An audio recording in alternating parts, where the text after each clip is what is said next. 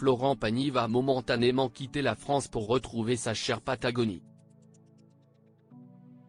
Après la pluie le beau temps pour le chanteur éprouvé par sa dernière chimiothérapie, comme il le livre en toute transparence, dans les colonnes de Paris Match ce 30 novembre.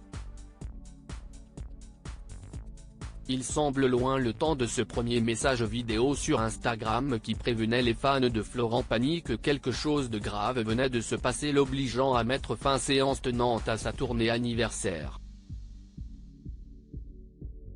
On vient de me diagnostiquer une tumeur au poumon, une tumeur cancéreuse, pas très sympathique, qui ne peut pas s'opérer. Je vais entrer dans un protocole de 6 mois de chimiothérapie, de rayons X, ce qui fait que je suis désolé, avait-il lancé avec pudeur. Depuis le chanteur a mené un long combat contre le crabe tenace, entouré de l'amour de son clan, ses enfants à elle et un cas et celui inconditionnel de sa femme depuis 30 ans, Azucena. Dans les colonnes de Paris Match ce 30 novembre 2023, le chanteur qui se trouve désormais au chapitre du contrôle, le prochain aura lieu à la mi-janvier 2024, se livre sur son combat. Il assure ne s'être jamais vu mourir. Ça a toujours quand même été assez modéré mon histoire. Je n'ai pas eu de métastases partout, ça n'a toujours été qu'une tumeur ou un ganglion isolé, indique-t-il. Pourtant le dernier protocole a été particulièrement dur à encaisser.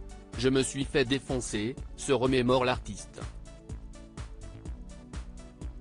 Sous les morts, il y en a qui font les morts très bizarrement. Cette chimio m'a laissé les cheveux et la barbe, mais en revanche elle a détruit mes cellules, confie-t-il. À un moment donné je n'avais plus de globules blancs, plus de globules rouges, plus de plaquettes. Le seuil le plus bas pour ces dernières est 20 000, j'étais tombé à 12 000. Donc les médecins m'ont dit là il va falloir vous perfuser et vous transfuser. L'interprète de ma liberté de penser se souvient avoir senti qu'il perdait ses forces. Il est alors au Portugal et décide de rentrer, il ne supporte pas la chaleur excessive du pays. Quand j'ai voulu sortir de l'avion, j'ai fait 3 pas, mais je ne pouvais plus marcher. J'ai demandé une chaise roulante. La nuit a été encore pire. Il se décide à appeler l'hôpital le lendemain, prévient, il faut me remonter parce que je suis en train de glisser.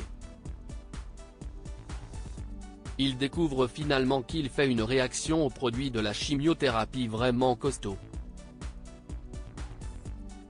L'un de ses soignants lui explique, votre truc si est-il la guerre.